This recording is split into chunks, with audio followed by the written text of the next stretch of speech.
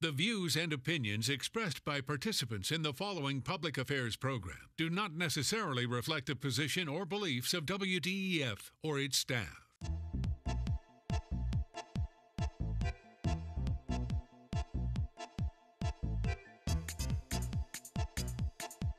Since 1954, this is Point of View, the world record-holding public affairs program produced at the studios of WDEF-TV Chattanooga and with underwriting community support.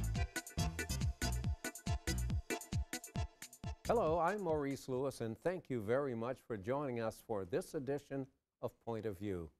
Veterans Day. Oh, you don't have to go to work and all the merchants come out and buy this, buy me that, come see me. Well, that's not really what it's all about. It's honoring the sacrifices of the men and women who have given their lives and limbs so that we are the free and great nation that we are. Mark West, you're joining us today with the thought of honoring our veterans, and you have a very special guest, a Major General. So I, as a Navy guy, I'm going to be on good behavior here and report for duty, sir. I understand. Who do we have? Who's well, our guest I'm today? not either, but I'm going to still be on good behavior. So Good. Well, thank you. Glad to have you here, Thank you. General Raines, Thank you. Bill Raines, and you're chairman of the Medal of Honor Heritage That's Center right. here in That's Chattanooga. Right. That's right. Tell us real quickly, what is the Medal of Honor? What's that all about? Well, a lot of people hear what the Medal of Honor is, but they don't understand it's the highest military decoration that you can receive, and it's for valor, and it's for people who went above and beyond the call of duty to serve their country. And Desmond Doss, who's from around here, and the movie was made, his citation actually says very above the call of duty. Wow. And it's much higher than a Bronze Star and a Silver Star. You hear about those, but the Medal of Honor is it's the premier, and it's the one that the president bestows at the White House.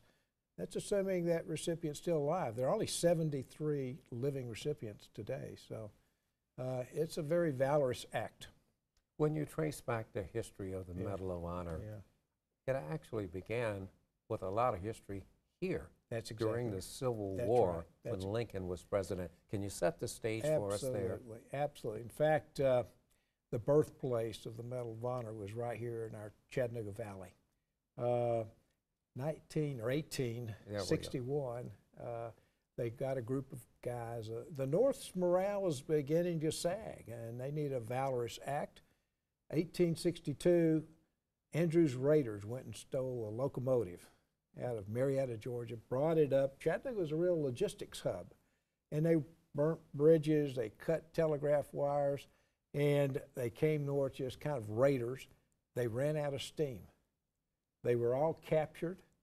They were all tried. Many were hung, died, and Lincoln gave them the first Medals of Honor, 19 of them, 4 of whom are buried in our national cemetery here. You know, Mark, you're too young to know this.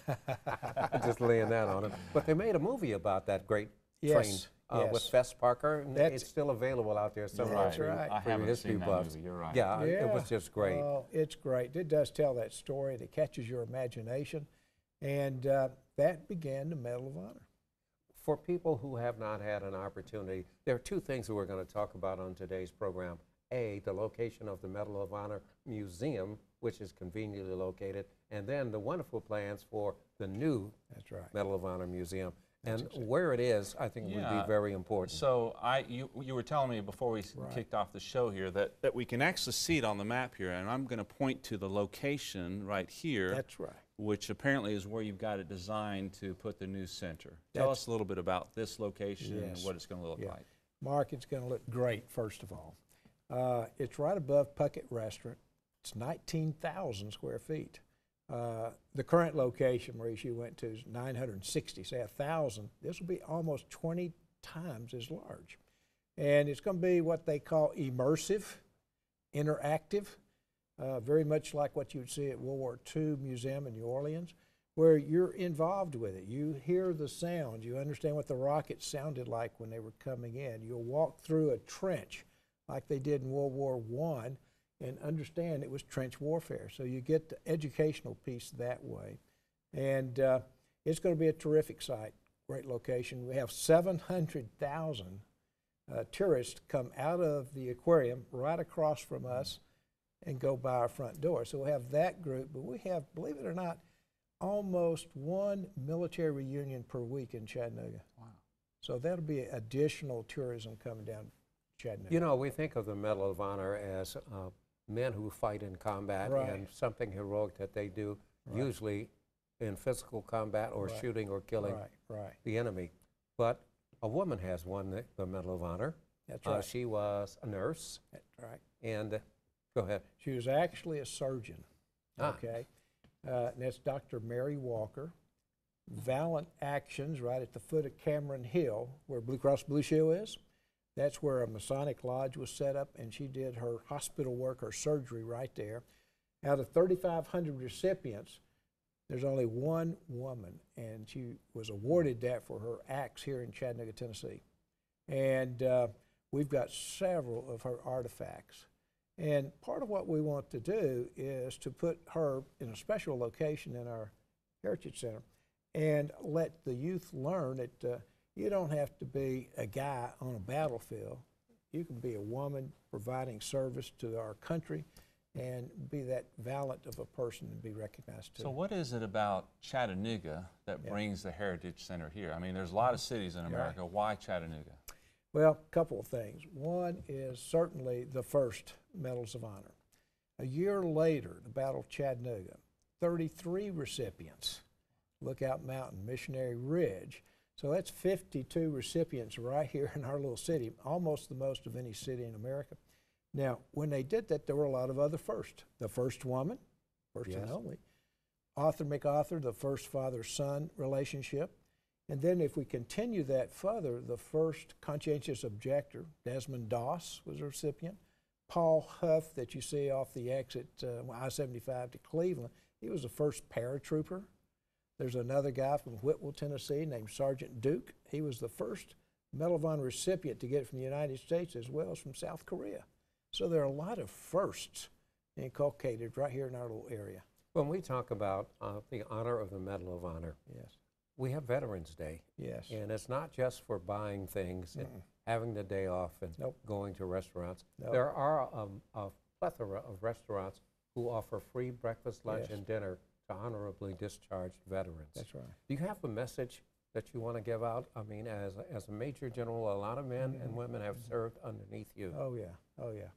Well, it is more than just the merchandising aspect.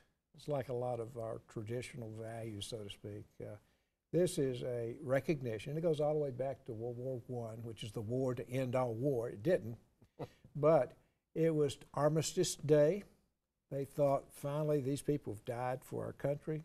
They've sacrificed, and we need to honor that because our freedoms aren't free, and if we don't defend them, they'll be encroached, diluted, done away with.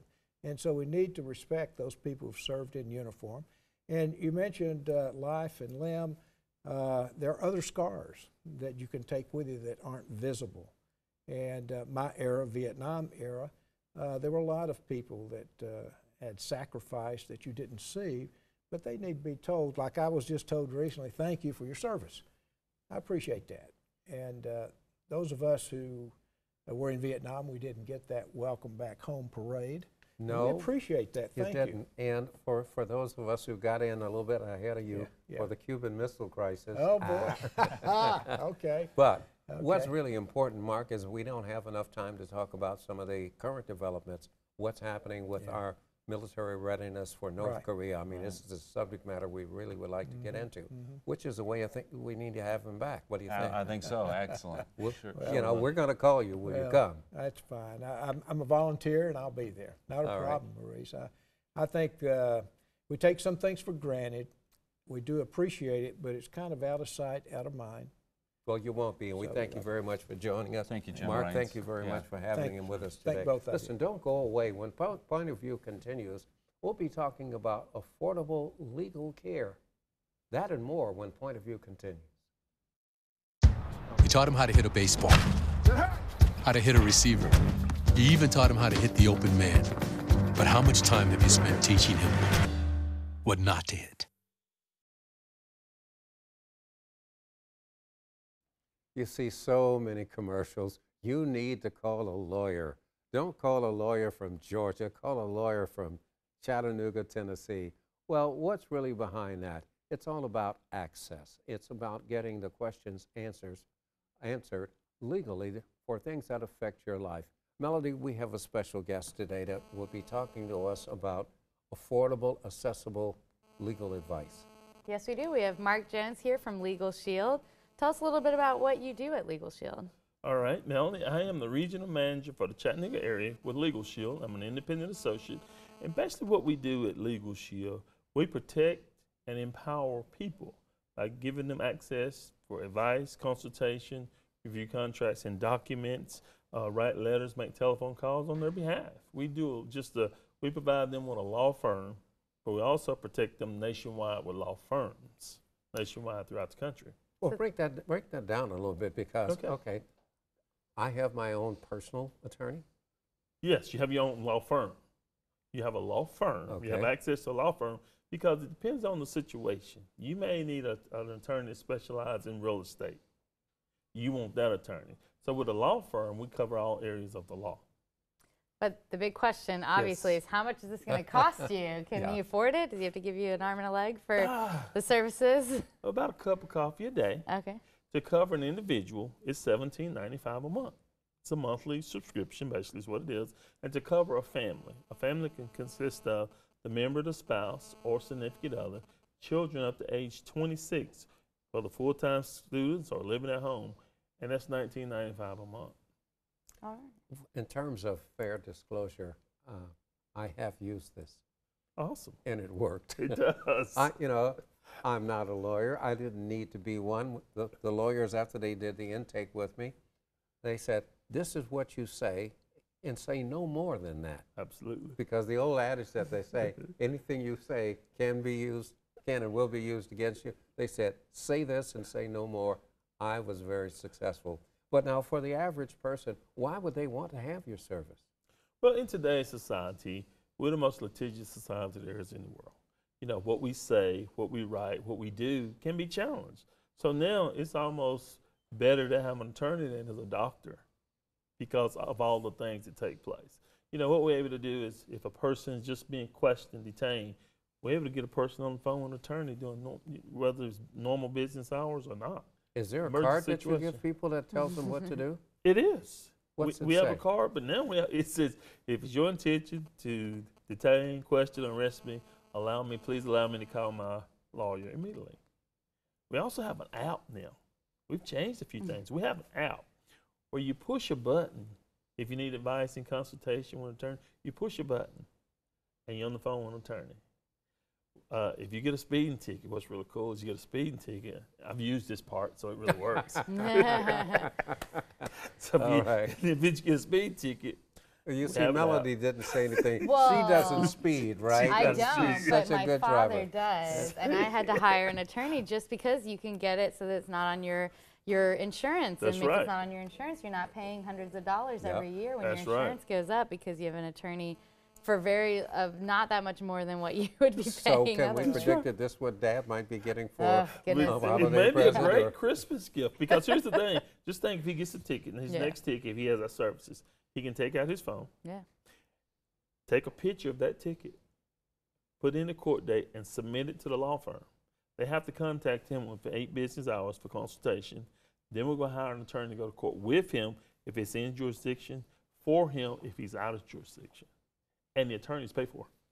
So, I mean, one of the things that has come up actually since I am a newly minted attorney is that, I've talked to people and said, look, do you need someone to call on your behalf? Because sometimes you can get things resolved without ever going to court, right? Absolutely. Just having someone on the phone saying, hi, I'm representing Maurice, and we would like you to pay whatever it is that you were supposed to pay or do whatever it is that you were supposed to do. And that seems like the services that you're offering kind of gives you that, you don't need a full attorney for everything that you're doing, but you need someone to just kind of put the fear of God in someone to do what they're supposed to be doing anyway. Put the heat in the kitchen. Yeah, because they might not be scared of you, but somebody with an attorney. So for that part, that's wonderful. The other part, protection for my identity. Yes. Everybody's not everybody, but a lot of businesses and people are being hacked. in there, important information. What service do you provide for people on that? We have a product called ID Shield. ID Shield is our identity theft protection, and what we do with it is we provide unlimited consultation on identity theft. We also monitor your credit records. So if there's anything that comes up, we alert you. So if you open up an account at Best Buy, we're going to let you know you opened an account. But if someone else opened an account at Best Buy, we're going to let you know that too. And if you say, hey, that's not me, then we have licensed and private investigators that actually go to work on your behalf to take you from theft status back to pre-theft status. We also provide the most comprehensive restoration product out there. We offer a $5 million service guarantee. So the investigators are going to do whatever it takes for as long as it takes to take you back to pre-theft status. So I want to be clear, though. There's Sure. things that y'all cover, but then there are going to be things that are going to require an additional investment on someone's part, right? So if it gets very serious, they've got something really going on that's, is there a certain level, or are there certain things you guys cover and other things that you either refer out or you have to, you know, pay a little bit more for? With the identity theft product? No, not with the just identity. whole thing? Outside of identity theft. Well, if it's anything that, like, if you're wanting to be on the offensive side and you want to file a suit, then we'll cover that at 25%. Okay. If you have something that pre-existing, we'll provide you with advice, consultation, review documents. But if you have to have an attorney on pre-existing, that'll be a 25% discount. So we cover everything. Not everything is covered for free for the subscription. What about my church or my organization? Is there some type of way that our group can join, or any benefits? Well, it is if it's, we do a payroll deduction, or if someone's on some type of payroll, we can do it. But we actually go out to organizations such as that and do presentations, do education, information workshops where we come out and share the information and let people make their own decisions. Because a lot of times people just don't know about us, and we want to come out and do those workshops so people can find out if this is a benefit for them. Well, how do they reach you? How to reach you? You can give me a phone call at 423. I know you were waiting on that melody. What do you think? 5572. Give that again. That please. number again is 423-227-5572. 5572. 5572. And, you know, we should take this moment to congratulate our newly anointed lawyer, Melody. Congratulations to you. And all the hard work, you know, and the studying has paid off. Yes. Yes, it has. Absolutely. We love it. Mark Jones, thank you very much for being Thank you, with sir. us. Listen, when Point of View continues, the Bessie Smith, there are so many things happening there. Stay with us and find out what's going on when Point of View continues. Here's to the things that can keep us safe. And now, those that we carry with us everywhere will bring us wireless emergency alerts. With the unique sound and vibration, you'll be in the know, wherever you are. There's a famous street in Chattanooga where a lot happens, and almost everything that's happening that's good, that's hip, that's old, that's new, is somehow associated with the Bessie Smith Cultural Center. Imagine the new plans that are happening for that center, and something special that's happening for the young ladies in our town. And Donna, we are pleased to have a very special guest with us today to describe something special. Miss Christy Rashid. So you are the, if I get it right, second vice chair for the board of directors for the Bessie Smith Cultural Center. First vice chair. First vice chair. First Okay, we vice almost chair. got it all Yes, right. yes. Very important lady, You're right. right? And you're also over the official inaugural Bessie Smith beauty pageant. Yes, right? we are. So you're the event organizer. So Right. we're the first time that community's going to hear about this is today. Yes. Right? Yes. So jump in, tell us about it. What's going on with this new beauty pageant? But what's happening with the Miss Bessie Smith pageant, we'll be dealing with young ladies in grades 6 through 12, and we have two separate events. Okay. The young ladies grade middle school, 6 through 8th, Okay. they're the little miss or the teen miss. So I can't enter that one. No, ma'am. Okay. I'm sorry, we'd love to have you though. Okay. But, and then the other grades 9 through 12, they Okay. will be Miss Bessie. Nice. And qualifications, there's a $100 entry fee. Okay. And then we'll have different workshops for the young ladies, and it's open to any young lady in the community. I love that. Red, yellow, black, and white, as long Red, as yellow- they fit into the age categories? As long as they fit in the age Okay. category, and willing to come out. We're going to have volunteer activities. We're going to have workshops on etiquette, teaching them how to pack, how to present yourself as a young lady. And we have different categories that they will be judged by. We have wonderful judges that are lined up for us that are professional. So we're just excited about it. And then we're going to have a souvenir book. One of the things that I think is interesting, this is not a beauty pageant. No. That would be so awful Right. to do that. Yes. And talk about the educational side and building self-esteem. Right. Go ahead. Basically, what we're doing, the workshops that we're dealing with, we're going to have the young ladies to learn how to speak, how to walk, your confidence builder. You will be asked a question on stage, so we want to make sure that you present yourself well. And then they're being educated on Betsy, why Betsy is the Empress of Blues, what happened here, why is it so important that I feel good about myself, and what can I do to help someone in the community. So that's the things that we're implanting in these young ladies, letting them know you can do anything you want and you can achieve it. And I'm just with come Maurice, though. I think it's should be Bessie Smith Cultural Pageant or something, because what you're describing is a really big experience, and it seems like it's going more to the girl and her culture and exposing her versus just beauty. So I'm already in. I'm already signed up. Yeah, no, it's just not beauty. That's it. one thing we want to make sure all young ladies qualify. I love We're it. not just focusing on beauty. You will be judged. You have 3 different categories that you're judged on. We have casual wear, we have talent, and then we have evening wear where you will be asked a question. I like that. About So the question moment is what they're really going to have to know how to speak, how to execute. But now, these programs cost money. Right. So you said souvenir book, but I equate that to sponsorships and those kind of things. Is Right. that right? Right. Okay. The souvenir book sponsorships. Half-page ad is $50. Okay. A full-page ad is $100. And in that book, you can honor your young lady that you're putting in this pageant. Mama's, daddy's, Mom, dad, church, cousins. anyone that has a business. It will be a black and white souvenir book, very professionally done. Okay. And then we will have headshots of each young lady in there. So Nice. that way, it's a souvenir for you to keep. And then you put in your business that show you supported the inaugural Betsy. I like the fact that this encourages the young lady to think entrepreneurial. Right. Because it's going to require that she develop her skills or utilize her skills in asking people to support what she does. So Right. she'll have to present, she'll Right. have to convince, Right. and then she'll have to prove out. Right. And we said earlier, this we may have a future fundraiser come out of this, Come out right? of this. Right. A business A side will business come out. side. Because, see, the person that raised the most funds, she would be the spirit of Betsy. Her award would be the Miss Bessie Smith Spirit Award. So they're actually getting recognized So for they're their getting, work. yes, they will get recognized for what they are doing. And then the winner for Little Miss and then the team is $500 cash scholarship. So the competition is beautiful. Talk a little bit about the Bessie Smith Cultural Center. The Bessie Smith Cultural Center is a jewel.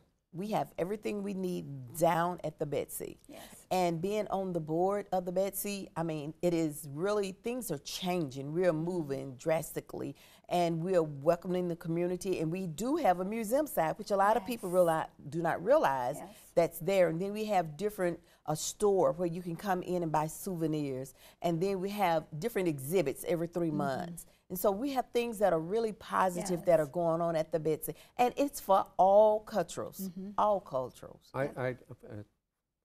Just to be honest, I am on the board now. Right. And that's not why you're here. Right. Because there are so many things. The Bessie's been asked to give its opinion based on feedback. What should be happening in the neighborhood? How much can you talk about that? Very little right now. We really don't want to put a lot out in the community yet because we're still in the planning stages, but we are very much active on that committee. How do you feel about being at the level so that you are asked, so that the Betsy is asked? It feels great that they recognize that Bessie Smith is such an important part of the M.L. King development area, that, you know, we're not just a building there, or we're not just a group there just for rental. Right. We're there for education.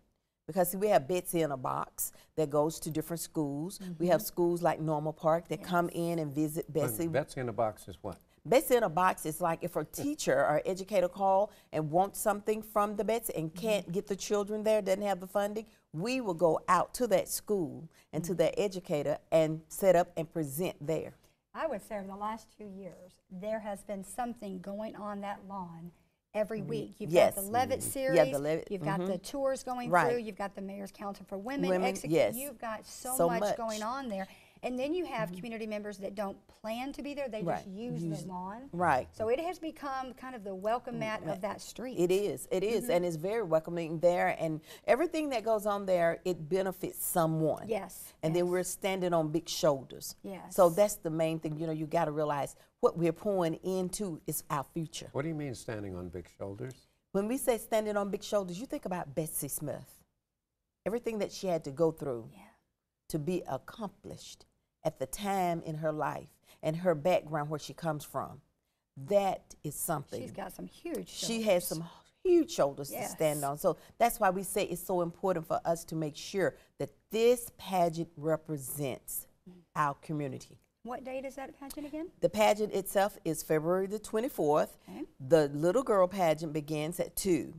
And then the Miss Betsy pageant began at 7. Doors open at 1 for the little girls, and the doors open at 6 for the big girls. And they can get to the website. Yes, it's on the website, and tickets are $10 for, if you're going to attend both events, you would need to pay $20. Come on out and cheer. But come cheer, come support. We need the support. Christy Rashid, we want to thank you very much for being a guest here today. Thank you. And for all the good work. There are some changes planned for a very famous street. I'll leave it up to you to guess which one it is. It's right here in Chattanooga. We'll be talking about that and more on the next edition of Point of View. Closed captioning provided by the following. Funding for this program is brought to you by Barnett & Company, specializing in tax-efficient strategies for the preservation and distribution of family wealth, offering continuous investment management with a focus on long-term strategies. Areas of service include investment, estate, education, and retirement planning. Barnett & Company, the power of compound returns over time. More information can be found on the web at barnettandcompany.com.